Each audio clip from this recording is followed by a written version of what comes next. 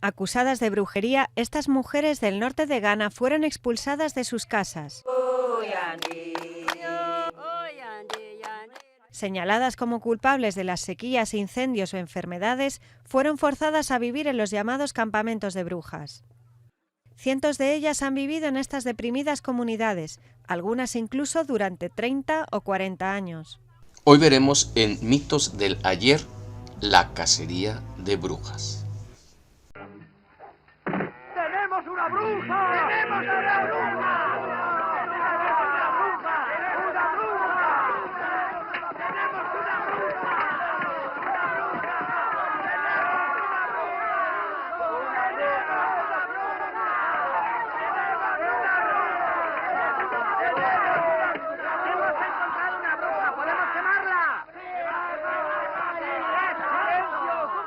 ¿Que es una bruja? ¡Parece una bruja! Porque se le nota, ¿no lo veis? ¡Mostrádmela! ¡No soy una bruja! ¡No soy una bruja! Es verdad, estás vestida de bruja. Ellos me vistieron así. No. Y esa no es mi nariz, es postiza. ¿Y bien? Bueno, le pusimos la nariz. ¿La nariz? Y el sombrero, pero es una bruja. Sí, es una bruja, una bruja. ¿La habéis vestido vosotros así? No. Sí, un poco, pero tiene una verruga. ¿Y por qué creéis que es una bruja? Porque a mí me convirtió en grillo. ¿En grillo? Y mejoré. Pero hay que quemarla. ¡Hay que quemarla!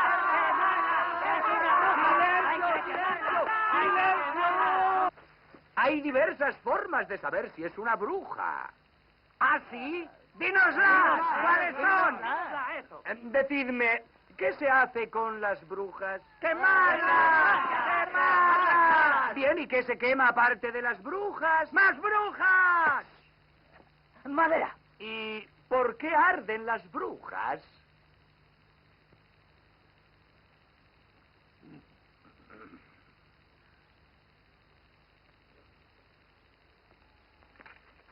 ¿Porque están hechas de madera? Exacto. ¿Y cómo se puede saber si esta está hecha de madera? Haciendo un puente con ella. Ah, pero es que no se pueden hacer los puentes también de piedra. Sí, claro. ¿Y la madera se hunde en el agua? No. Flota. ¡Palabras de flota! ¡Tiramos al pantano! Bien. ¿Y qué más cosas flotan en el agua? El pan. Las manzanas. Piedras pequeñas. Un cuchillo. La salsa verde. No.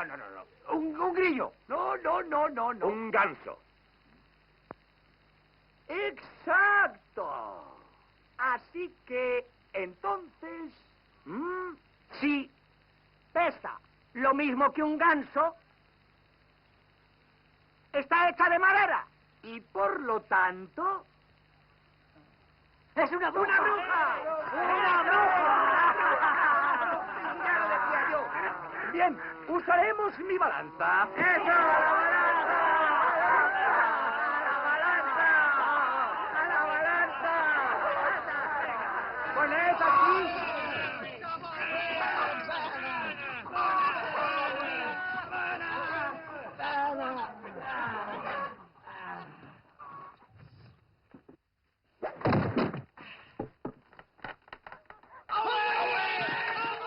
Ha habido trampa.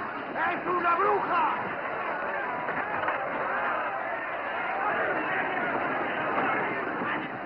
El ser humano es supersticioso por naturaleza y siempre tiene la necesidad de creer en algo. También es dominante y constantemente está pensando sistemas de control para poder convivir con sus iguales.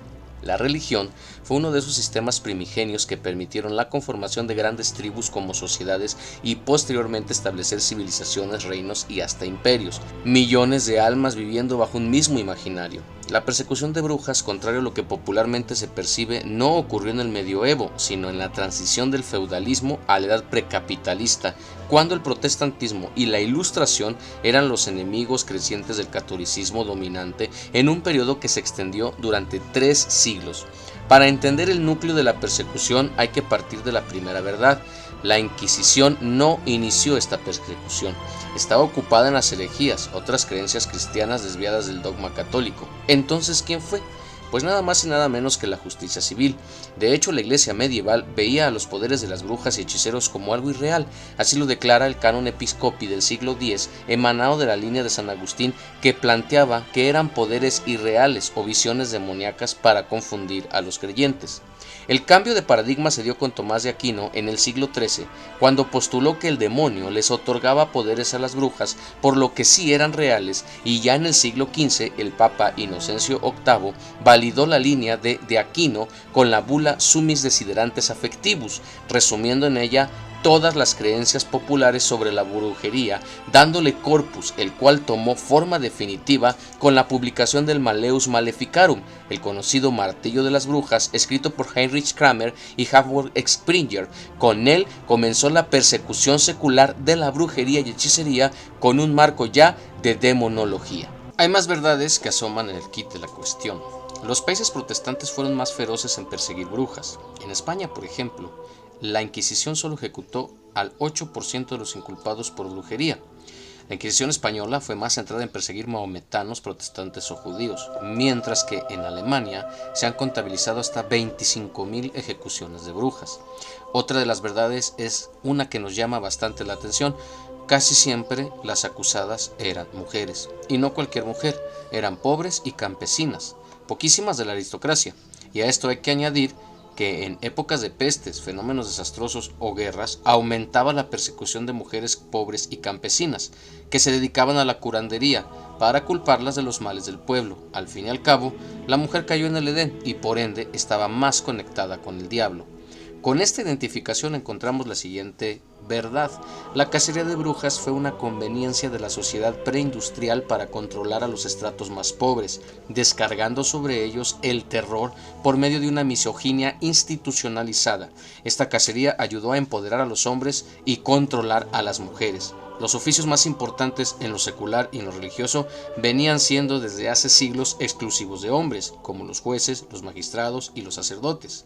La existencia de las brujas demostró que esta postura tenía razón. Cuando las curanderas fueron perseguidas, la figura del médico y del científico también quedaría anclada a la masculinidad. Este capitalismo ideológico naciente y ligado a la religión se ve en las palabras del franciscano Fray Martín de Castañeda, quien escribió: Cristo, conociendo la naturaleza perversa de la mujer que ya venía de Eva, la apartó de sus sacramentos por cuanto son más fáciles de engañar por su natural simpleza, mas son las mujeres viejas y pobres, porque como en los otros vicios la pobreza es muchas veces ocasión de muchos males. Estamos, pues, ante la evidencia de un control social, basado en señales claras. Lunares, quistes, juanetes, manchas o cicatrices eran la prueba irrefutable de un pacto con el demonio para obtener poderes. Eran las llamadas marcas de bruja. De esta forma, el cuerpo de las mujeres quedó sujeto al control del Estado, tal como hoy se comprueba cuando muchas de ellas son encarceladas por no poder abortar a pesar de ser víctimas de abuso. La constante resistencia social a la enseñanza de métodos de anticoncepción y también como en muchas de ellas parte de la fuerza obrera y trabajadora son víctimas de una violencia sistematizada, como el caso de las fábricas textileras en el norte de la frontera de México, es también prueba de cómo el Estado se adueñó del cuerpo de las mujeres. La filósofa Silvia Federici, en su libro Calibán y la bruja, plantea que en esta etapa precapitalista de caza de brujas, esto sirvió no solo para que los hombres controlaran a las mujeres, sino que también ayudó a los ricos para que frenaran a los pobres en cualquier intento de sublevación. La misoginia es un fenómeno con claras raíces históricas y con una semiótica bastante identificable. El mundo occidental, que bebió de griegos, romanos y judíos, tiene la historia de Eva, la primera pecadora, la de Lilith rebelándose en contra de Adán, según algunas tradiciones judías tardías, los mitos grecolatinos como Pandora trayendo los males a este mundo, Circe y Medea como magas siniestras, Helena de Troya como una sexosa provocadora de guerras, y también la existencia de las furias y las erinias responsables de las calamidades humanas. Otro ingrediente a este control social lo tenemos en el racionalismo científico. Hasta antes de los movimientos positivistas que profesionalizaron ciertas áreas del saber, los pobres, ante la inexistencia de sistemas de salud sociales y escasos recursos, acudían a parteras, nodrizas, curanderas para auxiliarse. Resaltan aquí las curanderas que con conocimientos centenarios y heredados de la herbolaria fungían como los médicos del pueblo. Georges Michelet escribió en su libro Un estudio de las supersticiones de la Edad Media lo siguiente: durante 1000 años la bruja fue el único médico del pueblo. La gran nobleza tenía algunos médicos, pero la masa no consultaba más que a la saga o a la mujer sabia. Si no los curaba, la atacaba. Aquellas curanderas debían tener conocimientos de astronomía para saber en qué época se daban ciertas plantas, conocer también las propiedades y las combinaciones de las mismas. Tenían en cierto modo una formación científica, pues usaban recetas de prueba y error. El famoso baño María fue inventado entre los siglos I y III en Alejandría por una judía de nombre Miriam, señalada como una de las primeras alquimistas de la historia. Y aquí alquimista no está ligado al significado de magia, sino de maestro de la química. La antigua palabra farmaqueia, de la que deriva la que hoy usamos como farmacia, significaba los oficios de aquellos conocedores en ungüentos, venenos y remedios diversos que curaban enfermedades. Las pócimas preparadas en calderos para este oficio posteriormente pasaron en el imaginario a ser elementos de las brujas que se unirían al de la escoba en señal de domesticidad que sustituía las alas de las antiguas arpías y estirges legendarias. La fealdad de la bruja es una muestra de su descomposición interior para conformar ahora sí la imagen folclórica actual que tenemos. Aunque a esta también se añade una señal más, la de la bruja lujuriosa. Esto se debe a que la prostitución, a la que muchas mujeres se vieron forzadas en la antigüedad ante una pobreza milenaria de las sociedades humanas, sumó a la ya torcida visión de la mujer pobre y campesina, además ligada al diablo por Eva, la imagen de la bruja curandera y promiscua, la cual se dedicaba a los famosos aquelarres, orgías sexuales con el diablo en los montes, a los que convenientemente se les llamó shabbats, para así ligar la idea de la hechicería con la festividad semanal judía, una clara muestra de manipulación lingüística de corte antisemita.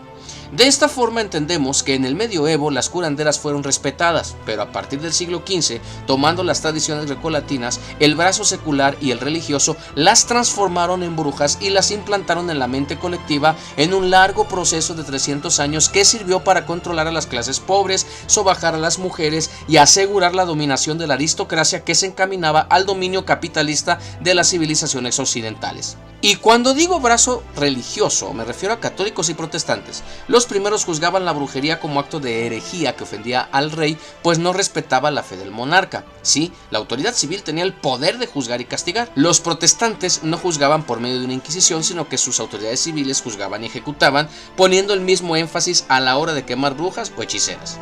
Los cálculos estiman que de las 100.000 ejecutadas en aquellos siglos, la mayoría era gente rural de países protestantes.